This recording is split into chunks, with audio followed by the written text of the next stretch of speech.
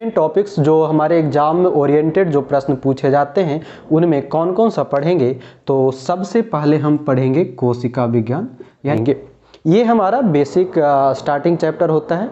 उसके बाद जो हम पढ़ेंगे हमारा आता है मानव तंत्र। जो मानव शरीर के जो तंत्र होते हैं इसके बारे में हम चर्चा करेंगे। मस्तिष्क, यही मस्तिष्क का जो हम काम करेंगे, इसी मस्तिष्क के कारण ही हम बाकी सभी को याद करेंगे। तो हम मस्तिष्क के बारे में भी विस्तृत जानकारी लें। नमस्कार, मैं अमरजीत कुमार। आशा करेंगे आप लोग सभी अच्छे होंगे। आज जो है, आज से एक नई सीरीज शुरू कर रहे हैं जिसमें कि आपको जो आपके आने वाले जो एनटीपीसी एग्ज़ाम हो, बिहार दरोगा हो, बीपीएससी हो, या फिर रेलवे के किसी और भी एग्ज़ाम की हो, या आपके किसी राज्य का जो एग्ज़ाम होते हैं उसमें जो साइंस के जो पार्ट पूछे जाते हैं, तो हमने एक शुरुआत की है। आशा करेंगे आप लोग को अच्छा लगेगा और पसंद पड़ेगा और आपके एग्ज़ाम के लिए मददगार होगा। हमने शुरुआत किया है साइंस का एक पार्ट। उस साइंस के एक पार्ट में सबसे पहले हम बात करेंगे बायोलॉजी, यानी कि जीव विज्ञान का। आज जैसा कि आपने देखा होगा कि जब भी आपके एग्ज़ाम पेपर आते हैं तो साइंस का एक बड़ा ही महत्वपूर्ण रोल रहता है, जिसमें कि आपको अगर 100 प्रश्न होते हैं उसमें से 20 से 25 प्रश्न हमें साइंस के देखने के लिए मिलता है। उस साइंस में भी अगर कैटेगरी वाइज अगर देखा जाए तो 20-25 प्रश्नों में जो सबसे ज़्यादा वेटेज होता है वो रहता है बायोलॉजी का। तो ये सीरीज हम शुरू करेंगे आज से, और इस सीरीज में के बारे में हम लोग जानेंगे कि क्या क्या ये काम करेगा।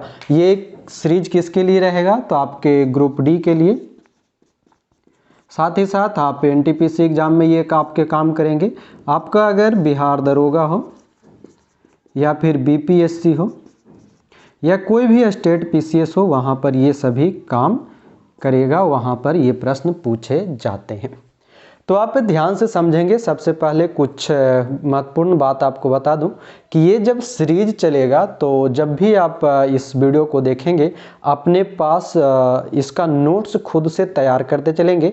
मैं पॉइंट बाय पॉइंट करीब ये आपके इतने मेन टॉपिक पढ़ेंगे, इस पर हम सारी बात करेंगे, उसका आप नोट्स बनाते चलेंगे। सारी बात तो हम यहाँ पर लिख नहीं सकेंगे, जो बात हम बोलेंगे लैंग्वेज फॉर्म में उसको आप नोट डाउन करेंगे। एक आपका बेसिक सेल्फ नोट्स भी तैयार हो जाएगा और आपका एक अच्छा प्रिपरेशन भी हो जाएगा।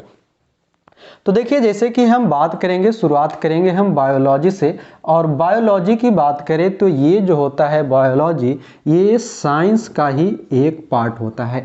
साइंस में मेनली जो हम लोग 3 पढ़ते हैं, फिजिक्स, केमिस्ट्री, बायोलॉजी, उस बायोलॉजी में हम बात करेंगे बायोलॉजी का। तो बायोलॉजी कहते किसको है, तो हमारे आसपास की जितने भी जीवधारी होते हैं या फिर प्राणी होते हैं, उनके समस्त क्रियाओं से संबंधित जो कुछ भी विवेचनाएं होती है, उनकी जो क्रियाविधि होती है, उस पर किया गया अध्ययन ही हम बायोलॉजी कहते हैं। बायोलॉजिस्ट जो है, ये बायोलॉजी जो शब्द है ये बायो और लॉजी से मिलकर के बना हुआ है। बायो का मतलब होता है बायोस और बायोस का मतलब होता है जीव, है ना। जबकि लॉजी का मतलब ही होता है सीधी तौर पर अध्ययन, यानी कि इसे हम कहते हैं स्टडी करना।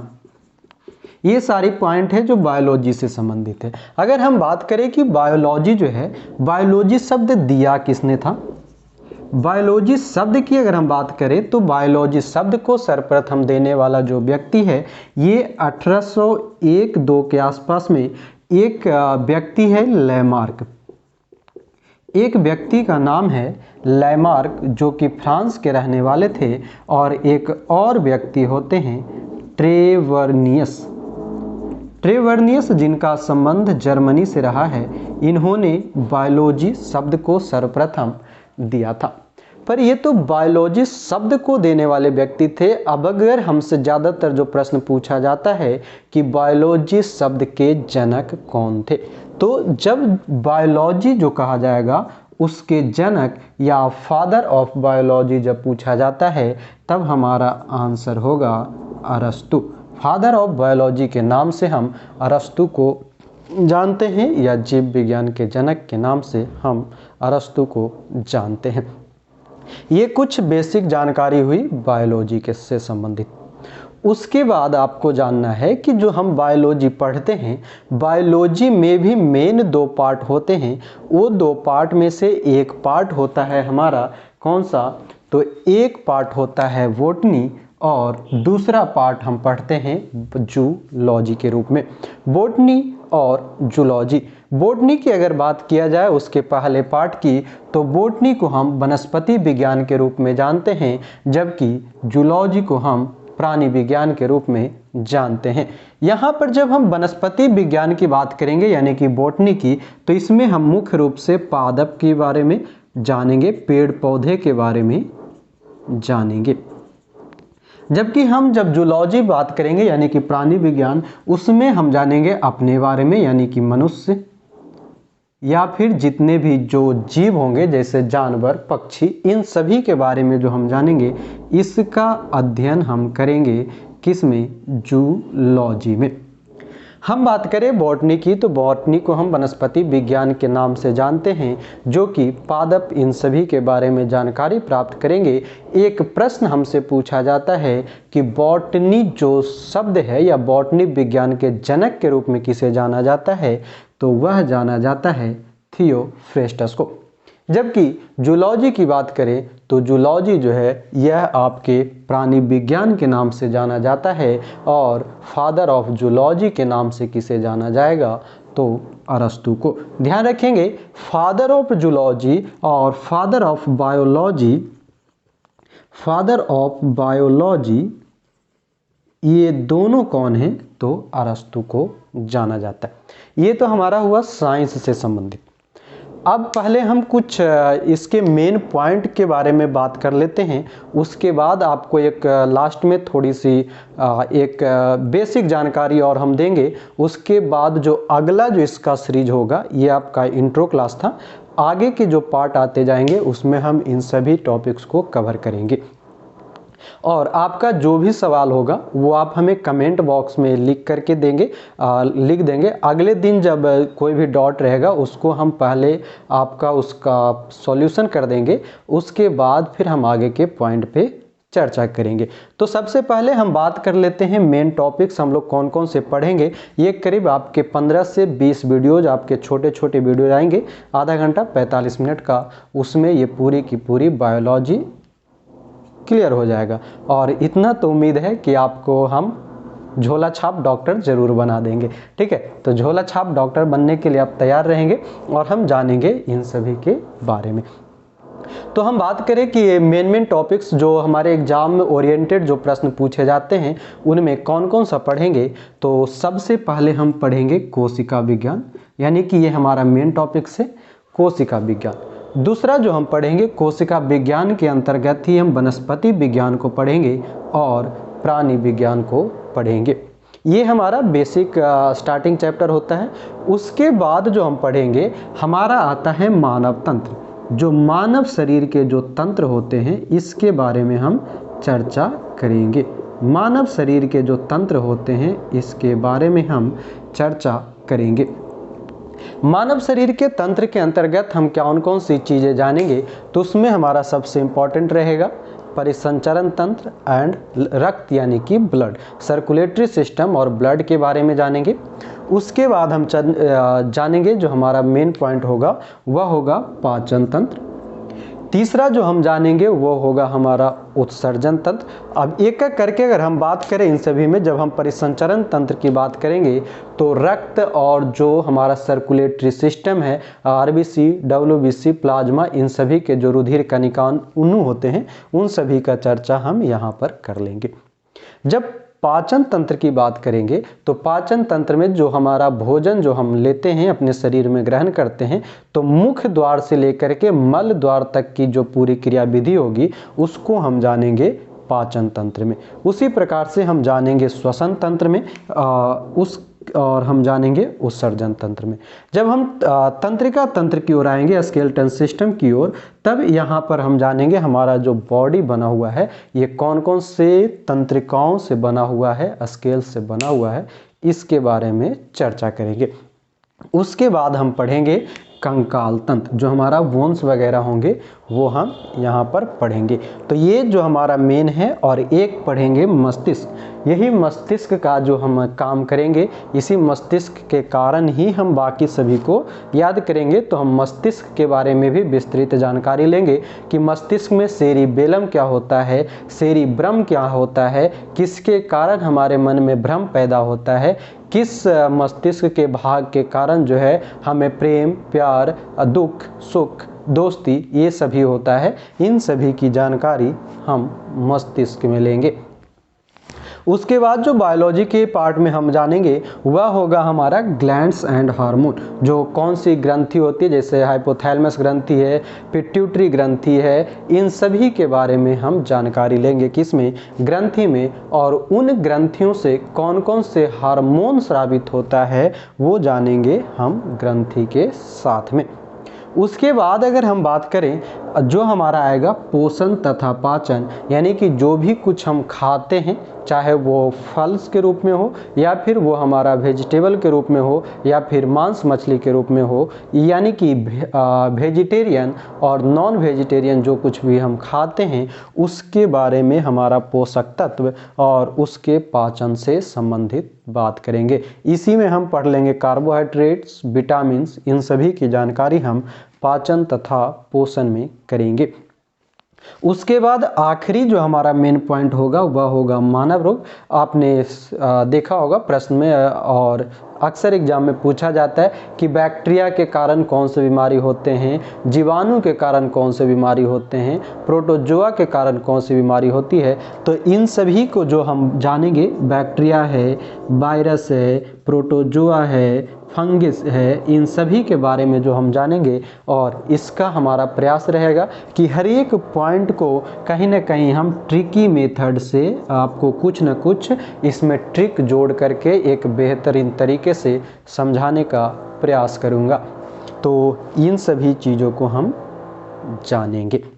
उम्मीद करेंगे आप इस सीरीज को कंटिन्यू देखेंगे और साथ ही साथ आपको ये सीरीज भी पसंद आएगा। आप अपना कमेंट, अपने विचार जो है कमेंट बॉक्स में देंगे। जिस भी तरह के जो प्रश्न होंगे वो हमसे आप कमेंट में पूछ सकते हैं।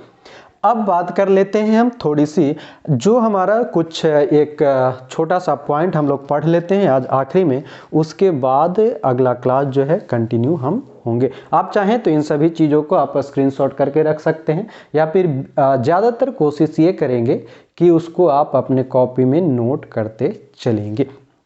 ये पॉइंट को आप बिल्कुल अभी नोट कर लेंगे। सीक्वेंस वाइज हम लोग पढ़ना शुरू करेंगे और यही सीक्वेंस जो रहेगा इसी में से हम एक एक पॉइंट करके पढ़ेंगे। और उम्मीद रहेगा कि सबसे पहले जो पॉइंट हम पढ़ेंगे वो हम शुरुआत करेंगे परिसंचरण तंत्र और रक्त से, क्योंकि यहाँ से प्रश्न जब हम ब्लड पढ़ते हैं, प्लाज्मा पढ़ते हैं, तो इन RBC, WBC, प्लेटलेट्स, इन सभी की जानकारी हम यहाँ पर लेंगे। तो शुरुआत हमारा जो होगा यहाँ से उम्मीद है कि हम करेंगे और जैसा कोई परिवर्तन होगा अगले पार्ट में आपको हम बताएंगे। तो आइए देखते हैं। सबसे पहले जो हमारा जीव था, उस जीव को कुछ न कुछ लोगों ने, जो वैज्ञानिक थे, उन्होंने वर्गीकृत किया था। उससे वर्गीकरण के कारण ही एक हमारा जो बेसिक पॉइंट होता है इंट्रो में, जिसे हम कहते हैं जीवों का वर्गीकरण। क्या कहते हैं? जीवों का वर्गीकरण, या फिर जिसे हम कहते हैं क्लासिफिकेशन, है ना। क्लासिफिकेशन ऑफ एनिमल कह लें, या फिर जो जितने भी जीव होते हैं उन सभी को आप यहाँ पर रख सकते हैं, क्लासिफिकेशन कर सकते हैं, है ना। तो अगर हम जीवों के वर्गीकरण की बात करें तो इसमें जो होता है, सबसे पहले जो जीवों का वर्गीकरण करने का प्रयास किया गया था, तो ये जो वर्गीकरण है ये सबसे पहले प्रयास किया गया था, एक व्यक्ति थे जॉन रे। पर जो जॉन रे जो थे, जॉन रे के बारे में ये कहा गया कि उनकी जो वर्गीकरण था वो कहीं ना कहीं सूटेबल नहीं हो रहा था, है ना। कहीं न कहीं उनके वर्गीकरण के बारे में उस तरह से हमें पूरी जानकारी नहीं मिल पा रही थी। इसी कारण बाद में चल करके मॉडर्न युग में, यानी कि आधुनिक युग में, ये याद रखेंगे, ये सर्वप्रथम प्रयास किया गया था जीवों को बांटने का, वो जॉन रे के द्वारा। आधुनिक रूप से जब पूछेगा, और यही हमारे प्रश्न ज़्यादातर एग्जाम में पूछे जाते हैं, आधुनिक काल में जो जीवों का वर्गीकरण किया गया उनमें एक व्यक्ति आते हैं लिनियस। लिनियस जो हैं, इन्होंने आधुनिक काल में जीवों का वर्गीकरण किया, और इनके वर्गीकरण की चर्चा हमें कहाँ मिलता है, तो एक पुस्तक है इनका, किताब, जिसे हम जानते हैं सिस्टेमा नेचुरी। सिस्टेमा नेचुरी नाम का एक पुस्तक है, NATURE। राइटिंग हो सकता है आपको थोड़ी प्रॉब्लम करेगा, हम पूरा प्रयास करेंगे आपको शुद्ध रूप से लिखने के लिए। तो इनकी जो पुस्तक था सिस्टेमा नेचुरी, वहाँ से इसकी जानकारी मिलता है। जो लिनियस जो थे, इन्होंने जीवों को मुख्य दो जगत में बांटा। जीवों को दो जगत में बांटा, जिसे हम जगत को किंगडम कहते हैं। क्या कहते हैं? किंगडम कहते हैं। ये दो जगत कौन कौन से होते हैं, ध्यान में रखेंगे। एक होता है हमारा प्लांट, एक होता है हमारा प्लांट, और दूसरा होता है हमारा एनिमल। प्लांट किंगडम और एनिमल किंगडम। प्लांट किंगडम को हम पादप जगत कहते हैं, जबकि एनिमल किंगडम को हम जंतु जगत के नाम से जानते हैं। ये दो किंगडम किसने दिया? तो लिनियस ने दिया। पर यहीं पर नहीं रुका, ये जो जीवों का वर्गीकरण है ये यहीं पर नहीं रुका, और इसको बांटा गया किस रूप में? तो ये एक और रूप जो लाया गया वो थे R.H. हिटेकर। R.H. हिटेकर साहब ने जब अपने वर्गीकरण की बात की, हम यहाँ पर लिख रहे हैं R.H. हिटेकर। R.H. हिटेकर नाम के जो एक वैज्ञानिक हुए, इन्होंने जीवों को कब? तो 1969 ईस्वी में। 1969 ईस्वी में आपके इसे 5 जगत में बांटने का काम किया, जिसे हम 5 किंगडम के नाम से जानते हैं। कितने किंगडम? 5 किंगडम के नाम से हम इसे जानेंगे। ये 5 किंगडम जो है R.H. हिटेकर साहब ने दिया था 1969 में। आप इसको रिलेशन कैसे बना सकते हैं? 1969 में आपको पता होगा हमारे इतिहास में हमारे भारत का आन बान शान एक तैयार हुआ था, जिसे हम इसरो के नाम से जानते हैं। तो उसी इसरो से रिलेट करके आप इसको याद रखेंगे। R.H. हिटेकर 5 जगत दिए थे। इनका जो 5 जगत है, ये 5 जगत कौन कौन सा है, इस पे हम बात कर लेते हैं। तो यहाँ पर लिखेंगे, उम्मीद करेंगे नीचे आपको दिख रहे होंगे, या फिर इसको मिटाते हैं। ऊपर के कुछ पॉइंट हम मिटा रहे हैं, आप चाहें तो स्क्रीनशॉट कर लेंगे। चलिए, और इसी तरह से आप अपना सेल्फ नोट्स बनाते चलेंगे, बहुत ही फायदेमंद रहेगा। जब आप इसको खुद पढ़ेंगे तब आपको समझ में आएगा कि हाँ ये नोट्स किस तरह से तैयार हुआ। इसको भी मिटा देते हैं। और वीडियो पसंद आए तो एक बार अपने दोस्तों के साथ इसे ज़रूर शेयर करेंगे। चैनल पे नए होंगे तो चैनल को सब्सक्राइब भी ज़रूर कर लेंगे। चलिए, हम बात कर रहे थे R.H. हिटेकर के 5 जगत का, है ना, 5 किंगडम। 5 किंगडम की बात कर रहे थे। दिया किसने था? तो R.H. हिटेकर ने इसे दिया था। कब दिया? 1969 में दिया। हम 5 किंगडम के जो एक छोटी छोटी जानकारी है उसे जान लेते हैं। सबसे पहले इनकी जो एक है वह है मोनेरा। मोनेरा जगत जो है, मोनेरा एक होता है, दूसरा होता है प्रोटिस्टा। इसके बारे में थोड़ी और जानकारी आपको देंगे, हम इसे यहाँ पर एक जगह लिख लेते हैं। Monera, protista. तीसरा जो हमारा होता है उसमें हम कहते हैं कवक। कवक जगत होता है। उसके बाद जो होता है वह होता है पादप जगत, और एक होता है एनीमिलिया। एनीमिलिया जगत, राइट। तो ये जब 5 जगत की जब बात की जाती है, जब इसको बांटा जाता है, तो जब हम मोनेरा जगत की बात करेंगे तो मोनेरा जगत एक एक करके हम जान लेते हैं। मोनेरा जगत के अंतर्गत किसको रखा जाता है, तो इसमें वैसे जीवों को रखा जाता है जो प्रोकैरियोटिक होते हैं। इन सभी आपको कुछ शब्द नए सुनने के लिए मिलेगा, प्रोकैरियोटिक, यूकैरियोटिक, एक कोशिकीय, बहुकोशिकीय। तो इन सभी की क्लास जब हम सेल करेंगे उसमें आपको बेहतर ढंग से हम प्रोकैरियोटिक क्या होता है, यूकैरियोटिक क्या होता है, और अक्सर इससे प्रश्न पूछा जाता है, तो इस पर हम चर्चा करेंगे सेल में। अभी आप सिर्फ इतना याद रखें कि मोनेरा जगत जो होता है, मोनेरा जगत के जितने भी जीव होंगे वो प्रोकैरियोटिक होंगे। क्या होंगे? प्रोकैरियोटिक होंगे। और इसके अंतर्गत कौन कौन से आपके एग्जाम्पल के तौर पे अगर आप रखें तो एक होता है साइनोबैक्टीरिया, साइनोबैक्टीरिया। आप याद रख सकते हैं जीवाणु। ये सभी जो चीज़ें हैं, जीव हैं, ये मोनेरा जगत के अंतर्गत आते हैं। दूसरा हम कौन से लिखे हैं? प्रोटिस्टा। दूसरा जगत की अगर बात करें प्रोटिस्टा की, तो प्रोटिस्टा जो होता है ये मुख्य रूप से एक कोशिकीय होते हैं। कैसे होते हैं? एक कोशिकीय होते हैं। एक कोशिका यानी कि वैसा जीव जो एक कोशिका का बना होता है उसे हम क्या कहेंगे? एक कोशिकीय कहेंगे। इसके उदाहरण स्वरूप आप याद रख लेंगे, अधिकांश जलीय जीव जो होते हैं, और ऐसा नहीं है कि जलीय जीव में से सभी आएंगे, कुछ ही आते हैं, जैसे कि हाइड्रा वगैरह जो आएगा, फिश वगैरह, वो दूसरे में आते हैं, एनिमल के रूप में आएंगे, है ना। यहाँ पर भी कुछ जलीय जीव जो होते हैं प्रोटिस्टा जगत के अंतर्गत आते हैं। अगला जो हमारा है कवक।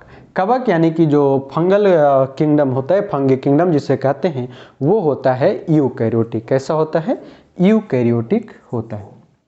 इन सभी जो शब्द आपको नया सुनाई दे रहा है या दिखाई दे रहा है, इसके बारे में हम बात करेंगे अगले क्लास में, जब कोशिका पढ़ेंगे उसमें विस्तृत जानकारी आपको हम देंगे। ये कैसा होता है? पादप जो होता है बहुकोशिकीय के साथ, कवक जो होता है ये यूकैरियोटिक होता है, और इसके जो कोशिका भित्ति होता है, इसमें कोशिका भित्ति पाया जाएगा। कोशिका भित्ति, इसका जो कोशिका भित्ति पाया जाता है, इसके चारों ओर आवरण होता है, और वो आवरण जो कोशिका भित्ति होता है वो काइटिन का बना होता है। तो हमने इसलिए आपको बोला कि जो हम लैंग्वेज यूज करेंगे उस लैंग्वेज को आप अपने फॉर्मेट में उसको आप नोट्स के रूप में तैयार करते चलेंगे, ताकि बेहतर होगा आपको अपने आप से समझने में। और ज़रूरत पड़ेगी तो हम अपना नोट्स भी आपको देंगे, आप हमारा टेलीग्राम व्हाट्सएप ग्रुप को ज्वाइन जरूर कर लेंगे। तो ये हो गया यूकैरियोटिक। अब आते हैं पादप जगत। पादप जगत की बात करें तो ये बहुकोशिकीय होंगे, यानी कि वैसा जीव जो एक या एक से अधिक कोशिकाओं का बना होता है उसे हम बहुकोशिकीय जीव कहते हैं। और ये जितने भी पादप जगत होंगे, यानी कि इसके अंतर्गत पेड़ पौधे आते हैं, यानी कि ये क्या करेगा? तो प्रकाश संश्लेषण क्रिया करेगा, प्रकाश संश्लेषण की क्रिया करेगा, और इसके अंतर्गत पेड़ पौधों को रखा जाता है। प्रकाश संश्लेषण वही जो सूर्य की उपस्थिति में, प्रकाश की उपस्थिति में काम करता है। प्रकाश संश्लेषण जो कि अपने भोजन बनाने में सहायक होता है। और इसके बारे में जब हम पादप जगत पढ़ेंगे तो पादप में जो भोजन बनाने का काम कौन करता है, और भोजन बनाने के लिए सबसे इम्पॉर्टेंट कौन से पौधे का भाग होता है, इसके बारे में हम चर्चा करेंगे। अगला जो हमारा है एनीमिलिया। इसके नाम से ही आपको समझ में आ रहा होगा, एनीमिलिया, है ना। एनीमिलिया कहने का मतलब है कि एनिमल, एनिमल शब्द यहाँ पर छिपा हुआ है, यानी कि जितने भी एनिमल होगा ये सभी बहुकोशिकीय होंगे। क्या होंगे? बहुकोशिकीय जीव होंगे। यानी कि बहुकोशिकीय, जैसा अभी हमने जाना कि ये सभी के सभी जो होंगे कैसे होंगे, तो एक से अधिक कोशिकाओं का बना होगा। उसके बाद ये कैसा रहेगा? तो यूकैरियोटिक होते हैं। कैसे होंगे? यूकैरियोटिक होंगे। ये कैसे रहेंगे? यूकैरियोटिक रहेंगे। इसके कुछ उदाहरण की अगर हम बात करें तो इसके अंतर्गत हम सभी आ जाएंगे, मानव आ जाएंगे, हाइड्रा आ जाएगा, इसके अंतर्गत ही स्तनधारी आ जाएंगे, इसके अंतर्गत ही पक्षी आ जाएंगे, इसके अंतर्गत ही हमारे आ जाएंगे जो सरीसृप होते हैं रेप्टाइल, वो आ जाएंगे। ये सभी चीज़ें हमारा किस में आते हैं, एनिमिलिया में आते हैं। तो ये हमारा था मेन चीज़, है ना। आप इसमें उभयचर को भी रख सकते हैं, उभयचर यानी कि जो जल और थल दोनों जगह पे रहते हैं उसे हम उभयचर कहते हैं। जैसे मेढक जो होते हैं इन सभी को यहाँ पर शामिल करते हैं। तो उम्मीद करेंगे आपको ये 5 जगत समझ में आए होंगे। कौन कौन से, मोनेरा जगत किस सबसे पहले हम बात करें तो किसने दिया था, तो हिटेकर साहब ने दिया। कब दिया, 1969 में दिया था। कौन कौन से, मोनेरा, प्रोटिस्टा, कवक, पादप और एनिमिलिया। मोनेरा जगत जो होता है ये प्रोकैरियोटिक होते हैं। इसके अंतर्गत साइनोबैक्टीरिया, बैक्टीरिया, राइनोबैक्टीरिया इन सभी को शामिल किया गया है। दूसरा जो हमारा था प्रोटिस्टा जगत। प्रोटिस्टा जगत की अगर बात करें तो ये कैसा होता है, एक कोशिकीय होता है और इसके अंतर्गत अधिकांश जलीय जीव आते हैं। तीसरा हमने देखा कवक जगत। कवक जगत के अंतर्गत ये सभी यूकैरियोटिक होंगे और इसके चारों ओर कोशिका भित्ति पाया जाता है। और वो कोशिका भित्ति किसका बना होता है, तो काइटिन का बना होता है। उसके बाद जो हमने देखा चौथा जगत जो रहा हमारा वह है पादप जगत। पादप जगत जो होते हैं वह बहुकोशिकीय होते हैं, प्रकाश संश्लेषण की क्रिया करने वाले होंगे और इसके अंतर्गत हम पेड़ पौधों को रखेंगे। और पांचवा और सबसे लंबा जो पॉइंट हमारा पढ़ेंगे जब हम इसको तब आएगा वह है एनिमिलिया जगत। एनिमिलिया जगत के अंतर्गत इसके सभी जो जीव होंगे वो एक से अधिक कोशिकाओं से बने होंगे, यानी बहुकोशिकीय होंगे, यूकैरियोटिक होंगे। इसके अंतर्गत हम मनुष्य को रखेंगे यानी कि स्तनधारी को रखेंगे, इसके अंतर्गत हम हाइड्रा को रखेंगे, इसके अंतर्गत हम रेप्टाइल्स को रखेंगे, इसके अंतर्गत हम पक्षी को रखेंगे, इसके अंतर्गत हम उभयचर, इन सभी को रख करके चर्चा करेंगे। तो उम्मीद है ये आपको सारे चीज़ें क्लियर होंगे। आप पुनः इसे आप चाहें तो एक स्क्रीनशॉट करके अपने नोटबुक में इसे ज़रूर नोट कर लेंगे और ये सीरीज आपको अगले पार्ट से एक एक करके पूरी की पूरी सीरीज आपको मिलना शुरू हो जाएगा। तो उम्मीद करेंगे आपको ये सीरीज पसंद आएगा आगे के पार्ट में। आज ये एक छोटा सा इंट्रो क्लास था। साथ ही साथ आप लोग को बता दूं कि अगर आप डेली क्यूज करना चाहते हैं, जिनका भी अगर आगे के एग्ज़ाम है बिहार दरोगा, बीपीएससी, ग्रुप डी, एनटीपीसी, तो उस क्यूज में ज्वाइन करने के लिए आप हमारा नंबर नोट कर लेंगे 7654957719। इस नंबर पे आप हमें व्हाट्सएप करेंगे, हम आपको इस पे सारे डिटेल आपको बताएंगे या फिर आप कॉल करके सारी जानकारी ले सकते हैं डेली क्यूज के माध्यम से, जो कि ऑनलाइन ही कराया जाएगा क्योंकि अभी कोविड का समय है और पुनः सारे कोचिंग संस्थान बंद कर दिए गए हैं। तो आपको एक ऑनलाइन प्लेटफॉर्म हम प्रोवाइड कराएंगे जहां पर आपको डेली क्यूज कराया जाता है। इससे पहले जब बिहार दरोगा प्री का जो एग्ज़ाम था उसमें हम लोगों ने करीब अच्छे खासे 250-300 बच्चों को हमने वो क्लास दिया है और उसका अच्छा खासा रिजल्ट जो फीडबैक सभी लोगों से मिला है इस क्यूज के माध्यम का वो अच्छा रहा है। तो आप भी हमारे साथ जुड़िए और आप भी अपना बेहतर बनाएं।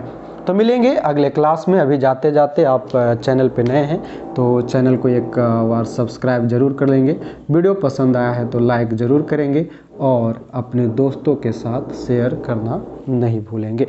तो आज के लिए इतना ही, आगे आपको फिर हम मिलेंगे अगले पार्ट में। अभी के लिए आपका बहुत बहुत धन्यवाद। जय हिंद।